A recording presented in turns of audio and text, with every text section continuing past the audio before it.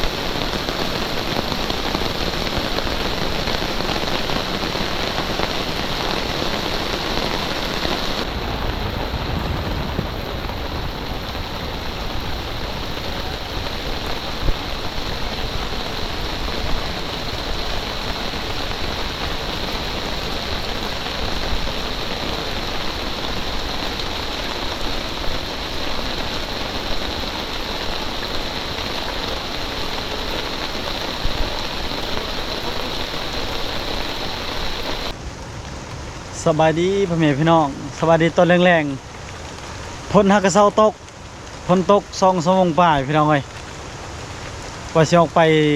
ตอน2 โมงฝนยังบ่หยุดบ่เซายอมรับว่าฝนตกแรงฝนตกตลอดเลยช่วงนี้พี่น้องเอ้ยกะเบิ่งข่าวๆพี่น้องเบิ่งข่าวพี่น้องอยู่พังไทยหรือว่าซื้อฮารุ่นโซโลก่อนอื่นแสดงเสียใจนำครอบครัวที่สำหรับในผ่านเบิ่งคลิปหรือว่าเบิ่งในเพจแล้วก็เบิ่งทางช่อง YouTube ในผ่านเดือนคนหนึ่งที่มักเบิ่งช่องลาวนะคนน้อยๆกำลังความพันยังไกลเติบพี่น้องเอ้ยยังสิไปผู้อนาคตแต่ว่าเพิ่นจากไปแล้วก็เพิ่นตายแล้วพี่น้องสำหรับบ้านในผ่านเดือนนี่ก็หลายคนหรือว่าต่างเมืองต่างแข่งหมดประเทศลาวนะมักเพิ่นแล้วก็มักเพิ่นไปเที่ยวโลกกว้างๆแต่ว่ามื้อนี้2 มื้อ 3 มื้อแล้วในผ่านก็เบิ่งข่าวแสดงเสียใจนำครอบครัวแล้วก็เบิ่งข่าวเฮาจนเว้าบ่ได้พี่น้องเอ้ยเฮาเก็บได้แต่ซ้ำนี่พี่น้องแล้วเฮาออกจากนี่บ่ได้เลยยานกองโทรศัพท์ใช้งานบ่ได้กองมันเก่านี่เฮาถ่ายบ่ได้ฝนนี่ตกหนักเลยมื้อนี้ใครแต่บ่มีลมอันช่องมานี่เฮาอยู่ไกลกับต้นไม้ต้นตายนะมีแต่ผ้าห้องผ้าเลื่อมลมนะบ่มีฝนตกหนักนี่ก็คือทีมงานเฮากำลังกะเกียมดังไฟให้ฝนเซาตกสิออกไปหากิน ส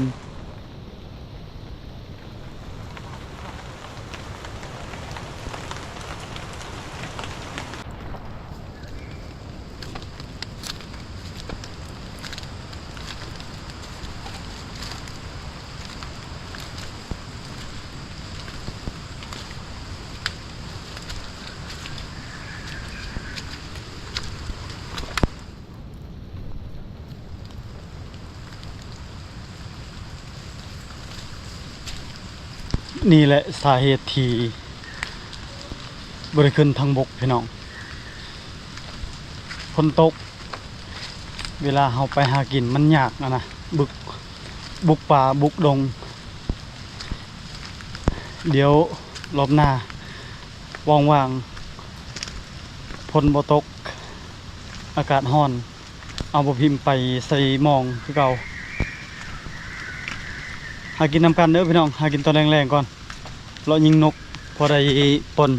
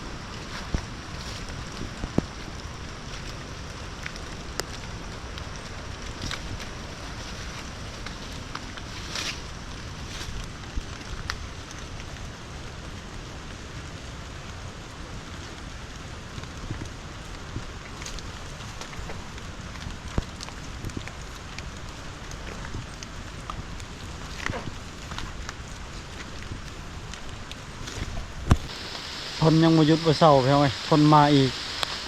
จำเป็นได้กลับทีแรกว่าขึ้นไปฝนตกสัตว์ป่าบ่ต่างกันกับคนสัตว์นำออกหากินบ่ต่างกันกับคนเลยพี่น้องเอ้ย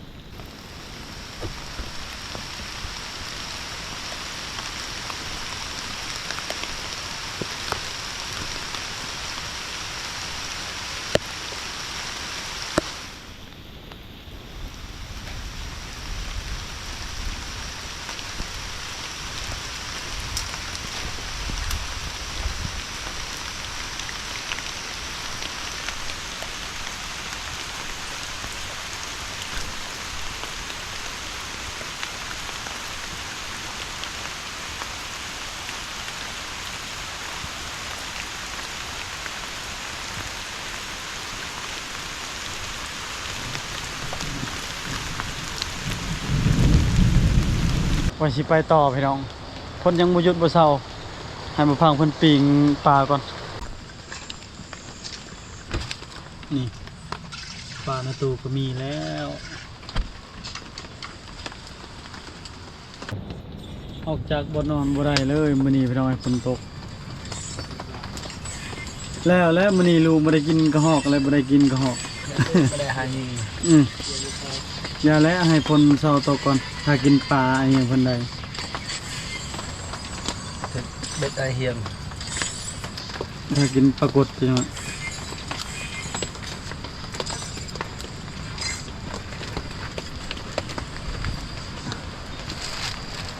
กินเยอะโตฟัง5โตพอแล้วทำนี่บ่กินหลายอดไปก่อนกินปลาไปก่อนพี่น้องเอ้ย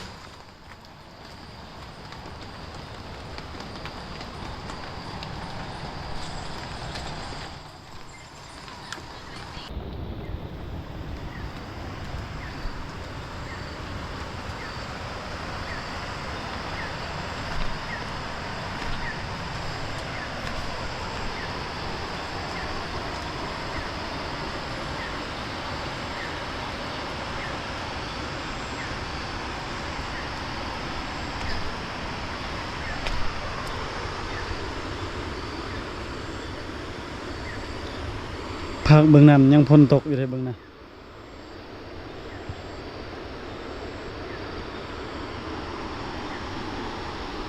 หากระเซาตกพี่น้องเอ้ยเมื่อกี้นี้ตกหนักอีหลีรอ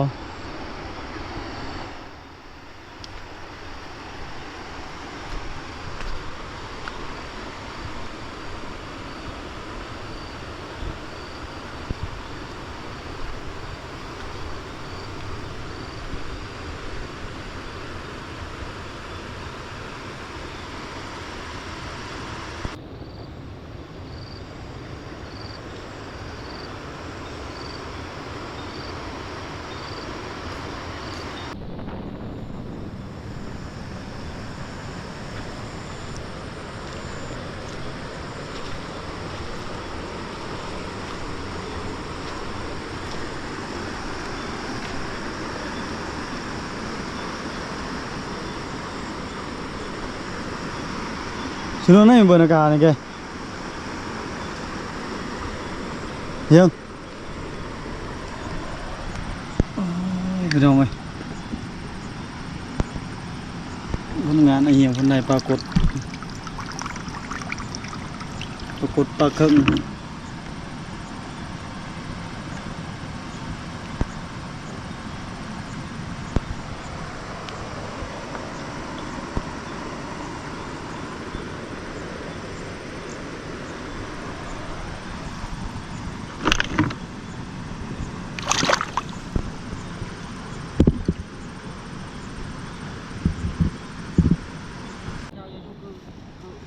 ไปบนยังค่ะ ใส่เพิ่มเบ็ดบ่ แม่นได้ถึงแล้วทางยามกลับไปกลับมาเลยนะถึง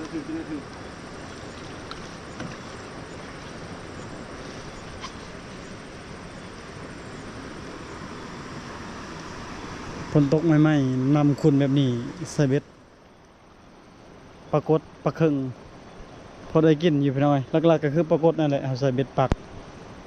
ใส่เบ็ดเพียกกระทึก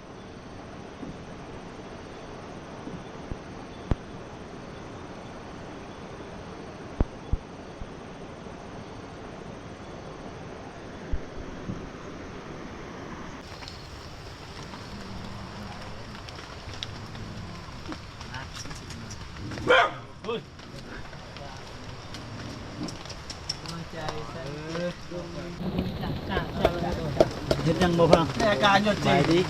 ตำแจ้ว ทำแจ่วอันนี้ก็คือปิ้งปลาโอ้ เราจริงก็เหรอเละโตเนี่ยโอเลมุข่าวโดนให้ออนเลยชื่อหน่อยอันนี้อังโดยเนี่ยนี่ต้นเนี่ยใน นี่เราโดนเละจาเราโดนออนเตาลัน ให้ทีมงานลานิน เละจาเราออนเราเนี่ยโดนเละจาเลยเนาะ จะได้ลำกับมื้อนี้หรือว่าสินอนต่อ นอน น้องมาทึกแหวบ่จัก มาลอยทะเลป้าก็เจ๊แก เดี๋ยวเด้อ บอกถ้าเราพูดถ้าเรา น่าเป็นลุยดอกเล่นลุยดอก จริงแล้วก็ต้องวางเลยแล้วเดิมเลย เออ เด้ออันนั้น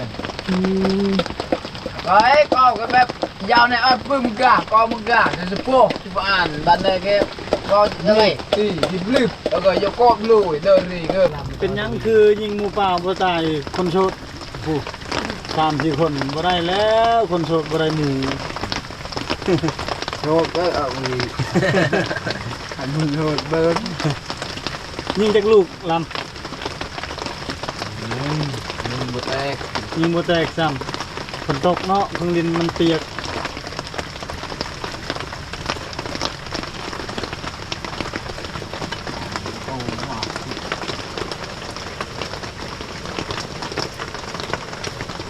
มื้อนี้บ่มีทางไปแล้วพี่น้อยจักสิไปทางใดคนก็ยังบ่หยุดบ่เซาคนพลอยตลอดนะก็คือไอ้เฮียงเพิ่นใส่เบ็ดแล้ว ปกติเฮาใส่เบ็ดใส่หมองแต่มื้อนี้ให้เพิ่นใส่หมองเอามาบ่ได้หลายซ้ำมื้อนี้น้องๆเพิ่นเกือบสิได้กินหมูอีกแล้วพี่น้องเอ้ย เป็นยิงหมูช่องเถื่อยิงแบบยิงบ่แตกฝนตกหมูโตลุงบ่พิมพ์เพิ่นยิงนั่นแหละเมื่อวานนี้เพิ่นยิงนำบ่ตายหมูตัวเดียวนั่นแหละหมูใหญ่มื้อนี้จักสินอนหลับหรือบ่พี่น้องเอ้ยเพราะว่าฝนยังบ่หยุดบ่เซาเลยต่อจอกเป็นแบบนี้ต่อบางอ่ะได้นะ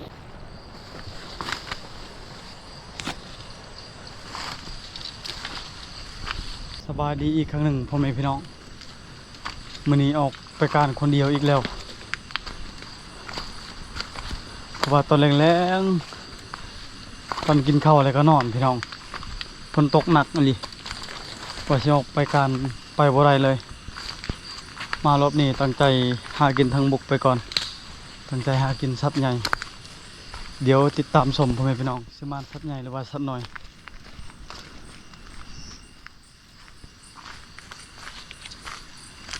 ว่าสิออกไปตอนแรกบัดฝนตก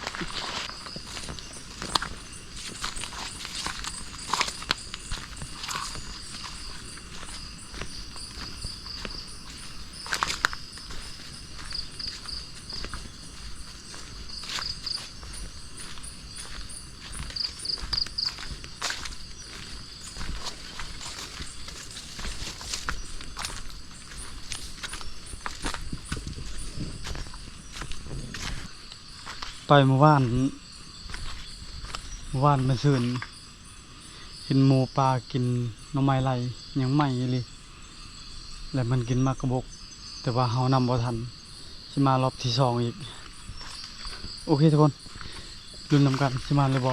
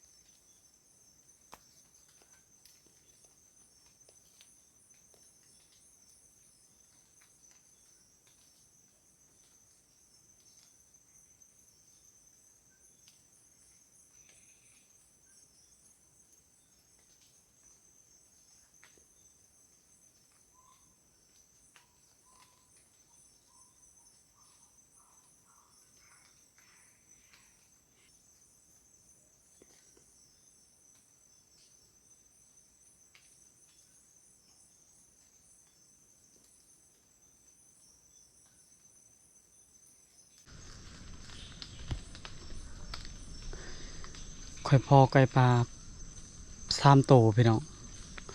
พอได้ต่ำๆประมาณ3เมตรนั่นแหละ4เมตรประมาณนี้ทุกคน ค่อยใส่5ลูกเบอร์ใหญ่พอดีค่อยยิงน้ำบ่ถึกสิได้ขนาดสิได้ภัยหมดรุ่นนี้บ่ต้องซื้อก็ได้พี่น้องเอ้ยบ่ทนทานอะลีค่อยใช้งานนี่บ่ฮอดเดือนซ้ำก็คือมื้อนี้ค่อยย่างไปประมาณชั่วโมงปลายไผมันหมดแล้วสิได้เลยทีแรกว่าสิไปต่อจนชอดแจงเดี๋ยวเฮาสิเลาะไปอีกประมาณ200เมตรพี่น้องไปหาต้นมะกะบกแล้วก็ค่อยไปยานหมูหรือว่าฟานเขากินมะกะบกนะเดี๋ยวติดตามชมอีกพี่น้องไก่ตัวผู้ข้างในเขายิง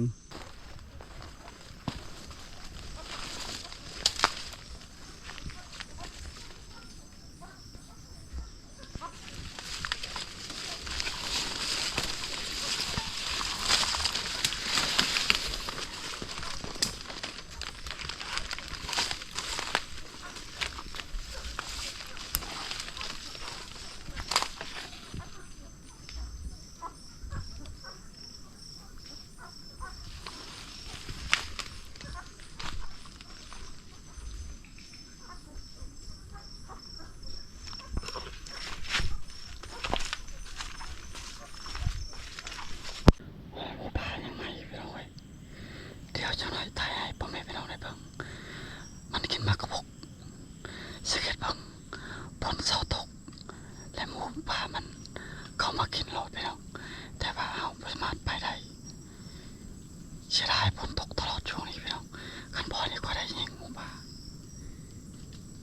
มีแต่ให้ทุกคนรอรถนำกันสิมาเลยบ่พี่น้อง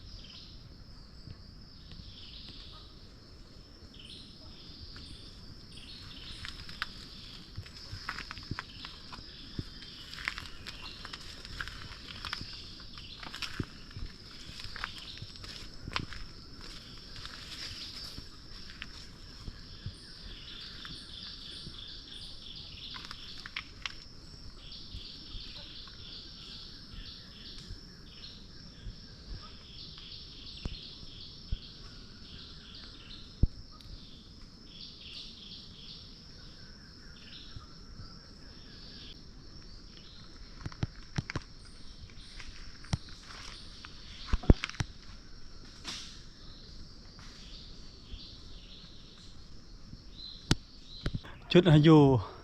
ในพานเลาะเบิงมีแต่3ต้นมากกระบกพี่น้องต้นเดียวนั่นแหละหมูป่ากินเสียดายฝนตกตลอดถ้าว่าฝนบ่ตกเนี่ยบ่ฮอด3มื้อ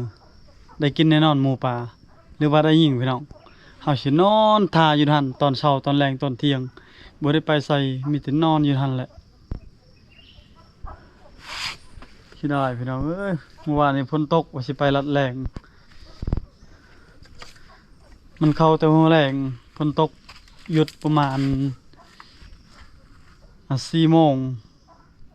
คุณสังเกตเบิ่งประมาณ 7-8 โมงประมาณนี้แหละต้นนี้ก็เข้าอยู่เลยพี่น้องเอ้ยต้นนี้มันเข้ากินแต่ว่าดนแล้วประมาณ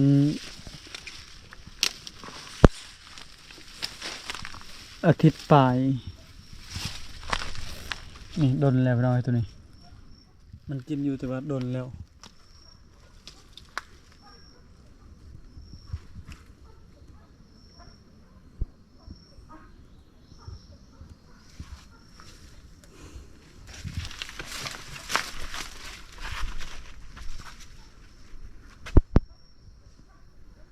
ทางใจยิงกระหอกนี่โอ้คักขนาดกระหอกนี่ตั้งเฮ็ดใส่เลยเวลาเราจะยิงน่ะบ่มีคอยในยานสัตว์ใหญ่ตื่นพอดีบ่ได้ยิง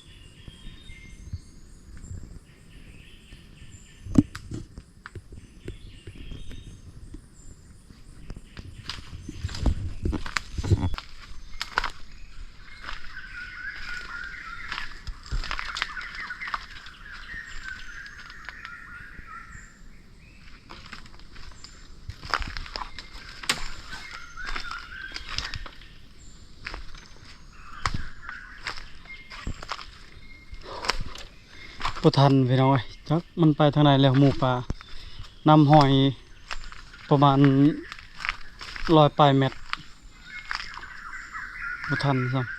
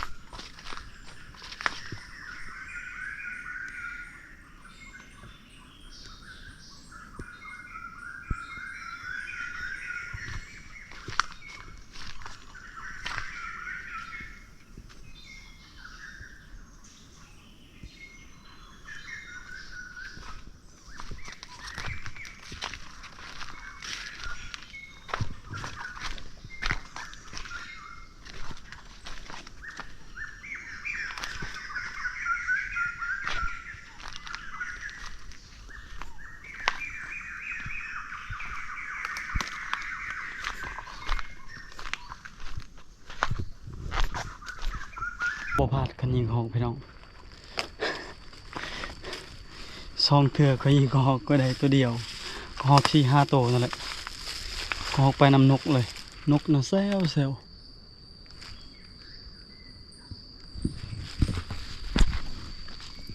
นี่พี่น้องเอ้ยให้แม่พิมพ์เฮ็ดลาบจังหน่อยฮอดเฮือนกินลาบ